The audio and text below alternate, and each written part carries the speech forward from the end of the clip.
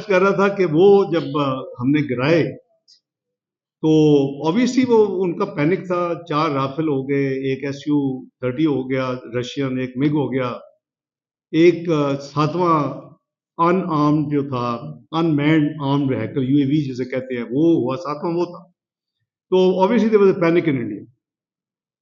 और इन्होंने अगले 24 घंटे में एक प्रेस रिलीज की, जो इनके अभी फॉरेन ऑफिस जाएं आप, वेबसाइट पर आपको मिल जाएगी। इन्होंने कहा जी कि अगली रात हमने 15 मिलिट्री इंस्टॉलेशन में हमला कर दिया। हमने एक भी, मैंने चेक किया, और एक भी जगह पे नहीं किया था हमने। तो I can share with you कि मैंने वन ऑफ द जो P5 हैं उनको मैंने कहा कि ये this is digital world, why don't you just check and see, we anybody who does it leave traces. तो आप देखें कि हमने वाकई गए हैं कहीं। I am grateful to that country. उन्होंने करीबन 24 घंटे के अंदर मुझे वापस फोन करके कंफर्म किया कि आप ठीक कह रहे हैं, आपने किसी जगह पर हमला नहीं। और उससे अगले दिन इन्होंने F-16 का ड्रामा रचाया कि F-16 पाकिस्तान ने उड़ा दिए और एक हमने गिरा लिया हमारे ऊपर, और वो भी हमने नहीं, हमने यहाँ F-16 की एडमिनिस्ट्रेशन से रब्ता किया कि भाई आपका तो हैंगर से निकलता है किसी दुनिया में, आपने जहाँ भेजे हुए हैं, दिए हुए हैं, ये बेचे हुए हैं, तो आपको तो पता होता है, बताएं दुनिया को। तो इन्होंने भी कुछ 17-18 घंटे के बाद अनाउंस किया कि कोई F-16 ना उड़ा है पाकिस्तान से, ना गिरा है इंडिया में। I walk the international Capitals, सारी चीजों के साथ साथ करीबन मेरी ओवर 60 कॉल्स हुई हैं बिटवीन 23 अप्रैल एंड 10 मई, और हर एक को मैंने, सेकंड राउंड भी हुए हैं, बताया कि देखिए झूठ बोल रहे।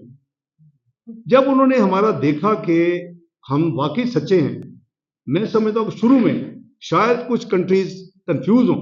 जब पहलगाम का हमारे ऊपर इल्जाम लगाया, वो भी क्लियर हो गया कि तो दूसरा मुल्क झूठ बोल रहा है बार बार।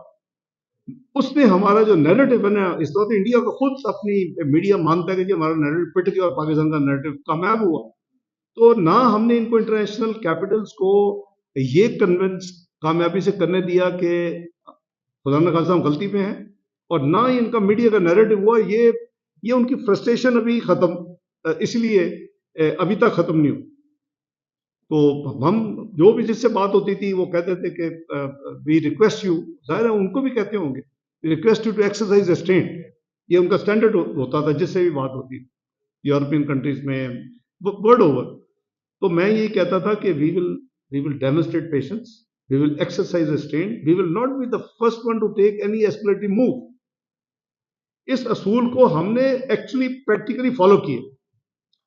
जब ये एयरफोर्स के जेट उड़े हैं और हमारे जो जेट फाइटर से उनको इंस्ट्रक्शंस क्या आती, नंबर 1, अनलेस इंडिया का जेट फाइटर पाकिस्तान की एयर स्पेस क्रॉस न करे, आपने उसको शूट नहीं करना, डोंट अटेम्प्ट।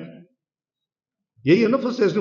सेकंड, कि जो इंडियन अपनी एयर स्पेस में रहते हुए जो मिसाइल और पे लोड पाकिस्तान की तरफ फेंके, जो कि 6 जगह पे फेंका, 24 पे लोड्स, 4 पंजाब में, 2 AJK में, उसको आपने निशाना बनाना, सिर्फ दूसरों के नहीं। हमारे बहादुर जो एयरफोर्स पायलट्स हैं वो कहते हैं कि अगर हमें ये रिस्ट्रिक्शन ना होती तो हम ये 6 नहीं, हमसे 12 से 15 गिराते इंडियन जेट फाइटर। तो मैं समझता हूं कि ये जो एक कोहेरेंस है in the armed forces led by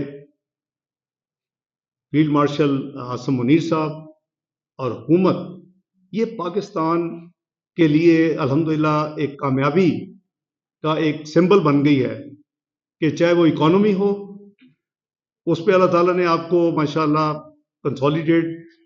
consolidation की तरफ जा रहे हैं, स्टेबिलिटी आ चुकी है, डेवलपमेंट ग्रोथ की तरफ जा रहे हैं। किनेटिक हो, कॉन्फ्लिक्ट हुआ, आपने देखा कि अल्हम्दुलिल्लाह अल्लाह ताला ने पाकिस्तान को इज्जत दी, पाकिस्तान को कामयाब किया। अब मिलिट्री टू मिलिट्री तो वो सीज फायर इज होल्डिंग। जब ये 2 दिन इन्होंने ये सारी हरकतें की, अपना रिजवान साहब ने भी आपको मिनट्स और सेकंड नहीं बताए, 88 आवर्स बताए कि 7 से 10, ये हम फिर फेडअप हो गए। आप उसकी बात है कि ये इन्होंने बाज नहीं आना, इतनी इनको डोमेस्टिक प्रेशर है, जो इन्होंने झूठ बोलना शुरू कर दिया, इल्जाम लगाने शुरू कर दिया, और साथ साथ मिसाइल फेंकने शुरू कर दिए। 80 ड्रोन अगले 36 घंटे में Pakistan, all major city drone hover कर रहे थे, और लोग बेचारे परेशान थे, क्या उसमें थे। तो फिर 9 की रात को again under the chairmanship of Riaz Shahbaz साहब, आर्म फोर्सेस और सिविल चंद जो मेंबर हैं उस कोर टीम के, वो बैठे और हमने फिर अपना एक मेजर्ड और मेरा बहुत ही जिम्मेदाराना एक रिस्पांस का प्रोग्राम बनाया। प्राइम मिनिस्टर ने आर्म फोर्सेस को ऑथराइज किया। सुबह 4 बजे से लेके वो करीबन 4 घंटे का था रोल आउट, वो किया और हम करीबन 1:30 बजे फारिग हुए रात।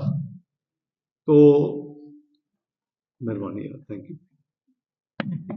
मेरे कोई गल मिल लंगर आते हो तो थैंक यू राय साहब, मेहरबानी।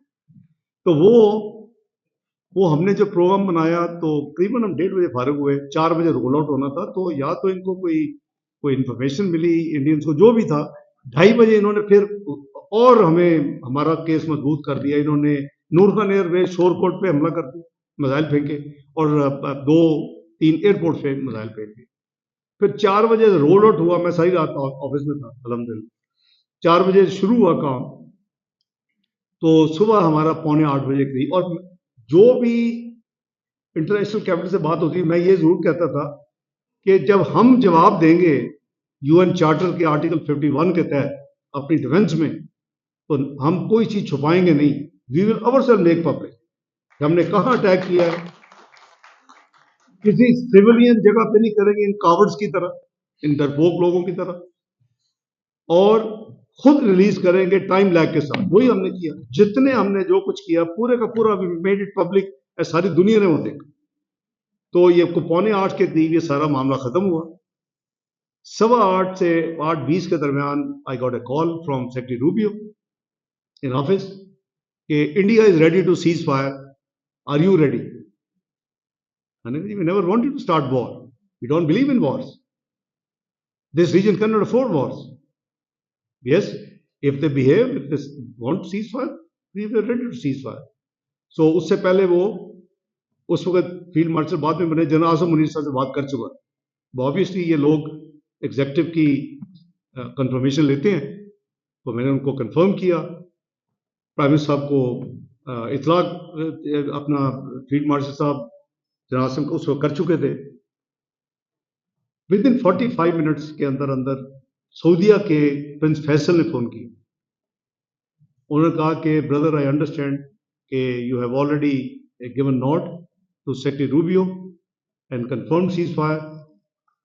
Can you authorize me also? I also talk to him and also re-endorse. I said, yes, please, your brother, go ahead. तो उन्होंने मुझे कोई with in half an hour phone वापस किया कि मैंने उनसे बात की है जयशंकर से, उनको मैं कंफर्म किया, सो सीज फायर इज देयर। तो ये है जी पूरी स्टोरी।